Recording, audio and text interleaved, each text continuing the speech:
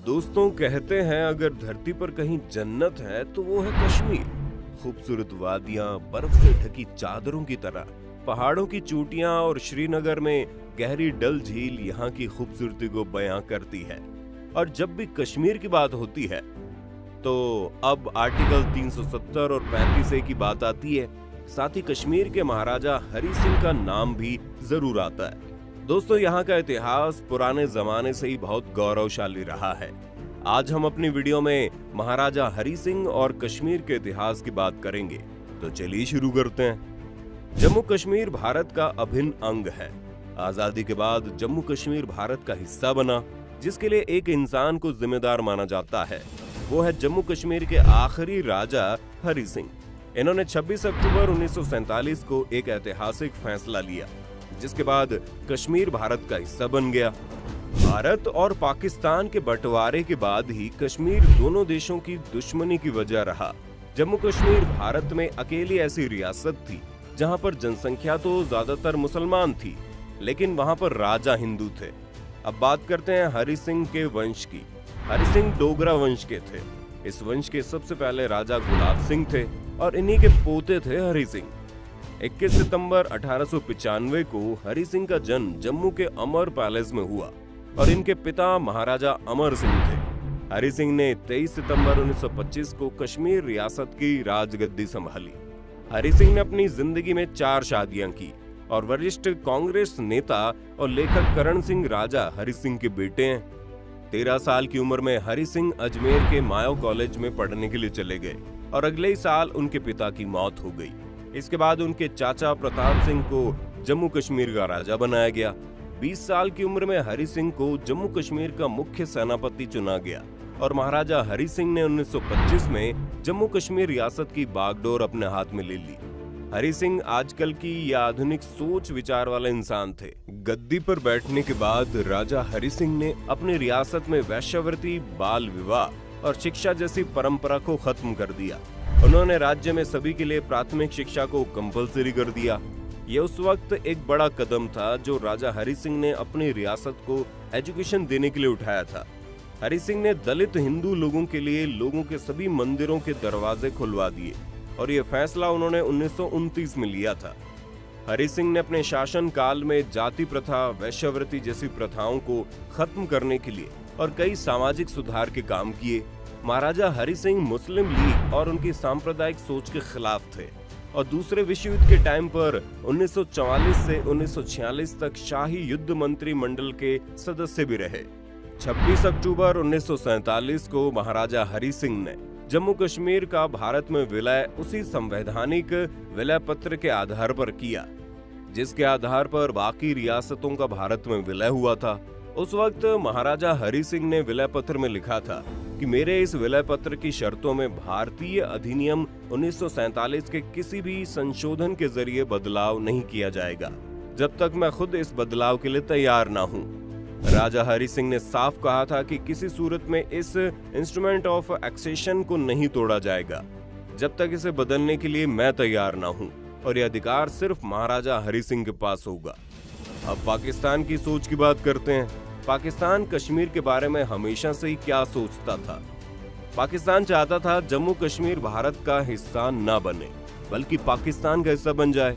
इसके लिए वो हर मुमकिन कोशिश कर रहा था, लेकिन महाराजा हरि सिंह पाकिस्तान के साथ जाने के लिए तैयार नहीं थे। इस बात से नाराज होकर पाकिस्तान ने 22 अक्टूबर 1947 को कश्मीर पर हमला कर दिया और मारकाट शुरू कर दी। परेशान होकर राजा हरि सिंह ने 24 अक्टूबर 1947 को पंडित नेहरू और सरदार पटेल से बात की। उससे पहले महाराजा हरि सिंह किसी भी देश के साथ, चाहे वो पाकिस्तान हो या भारत हो, अपनी रियासत शामिल नहीं करना चाहते थे। वो अपनी अलग ही रियासत रखना चाहते थे, मगर पाकिस्तान के हमले से परेशान होकर भारत के साथ आने का फैसला लिया और पंडित नेहरू और सरदार पटेल से मदद मांगी। और पटेल और नेहरू ने इस शर्त के साथ मदद देने का वादा किया कि कश्मीर को भारत के साथ आना होगा, और कश्मीर भारत के साथ शामिल हो गया। महाराजा हरि सिंह की विलय पत्र की शर्तों में आर्टिकल 370 और 35A को शामिल किया गया था, जो भारत सरकार ने अब खत्म कर दिए हैं। महाराजा हरि सिंह ने अपनी जिंदगी के आखिरी पल जम्मू की अपनी हरि निवास में बिताए। उनकी मौत 26 अप्रैल 1969 को मुंबई में हुई। उनकी ख्वाहिश के मुताबिक उनकी राख को जम्मू लाया गया और तावी नदी में बहा दिया गया। ये तो थी महाराजा हरि सिंह की कहानी। अब भारतीय इतिहास में शामिल कश्मीर का इतिहास भी है। अब इसके इतिहास पर नजर डालते हैं और देखते हैं यहाँ पर डोगरा वंश के पहले किन किन राजवंशों ने शासन किया और यहाँ की सामाजिक, आर्थिक और राजनीतिक कंडीशन में क्या क्या उतार चढ़ाव आए। इतिहास के लंबे समय तक कश्मीर में मौर्य और कुषाणों ने शासन किया।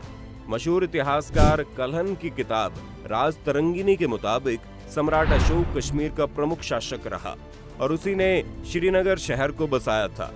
अशोक के शासनकाल में कश्मीर में बौद्ध धर्म का प्रचार हुआ। हालांकि ये भी माना जाता है कि कश्मीर का पुराना नाम सतसीर था, जिसका मतलब होता है पानी से भरा। ऋषि कश्यप ने इसे बाहर निकाला और इन्हीं के नाम पर इसका नाम कश्मीर पड़ा। कश्मीर के राजा कनिष्क के टाइम पर कश्मीर में चौथी बौद्ध संगति हुई।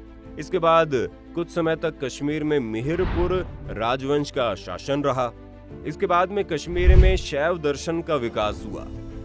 धीरे धीरे बौद्ध धर्म के कमजोर पड़ने पर यहाँ हिंदू धर्म का प्रचार हुआ और कश्मीर संस्कृत के पंडितों का केंद्र बन गया।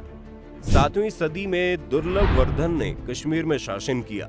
कल्हण की किताब राजतरंगिनी के मुताबिक इसके वंश का सबसे ताकतवर राजा ललित आदित्य था, जिसने तिब्बतियों और अरबों पर जीत हासिल की थी। उसके बाद कश्मीर में लोहार वंश ने अपने शासन की स्थापना की। 12वीं सदी तक कश्मीर में हिंदुओं का शासन रहा। 1339 में कश्मीर में मुसलमानों का शासन हो गया और शाह मीर शमशुद्दीन ने वहां पर अपना शासन चलाया। इसके बाद शाह जैनुल आबिदीन ने कश्मीर पर हुकूमत की और इसे कश्मीर के अकबर के नाम से जाना जाता है। उसने सभी धर्मों को बराबर सम्मान दिया, यानी एक जैसा समझा, और उसके कारण कश्मीर घाटी में ज्यादातर लोग मुसलमान हो गए। 1586 में अकबर के शासनकाल में कश्मीर में मुगल शासन आया और लंबे समय तक कश्मीर मुगल शासन का हिस्सा रहा। 1772 में मुगल शासन कमजोर पड़ गया और बाद में अहमद शाह अब्दाली ने कश्मीर को जीत लिया और उसके बाद 1819 तक कश्मीर में अफगानों का शासन रहा। 1820 में कश्मीर पर महाराजा रणजीत सिंह का शासन हुआ। हालांकि 1840 में हुए लाहौर समझौते के तहत उस वक्त के भारत के गवर्नर जनरल लॉर्ड हार्डिंग ने कश्मीरी राज्यों के आसपास के पहाड़ी राज्यों का अधिकार राजा गुलाब सिंह को दे दिया। इसके अलावा सिखों के साम्राज्य पंचचा से जुड़ी कश्मीरी राज्यों को उन्हें बेच दिया। उस दौर में गुलाब सिंह का राज्य लद्दाख और बलूचिस्तान तक था। राजा गुलाब सिंह का निधन 1857 में हुआ और उसके बाद उनके पुत्र महाराजा अमर सिंह कश्मीर के शासक बने। इसके बाद प्रताप सिंह शासक बने। इसके बाद 1925 में हरि सिंह कश्मीर का राजा बने।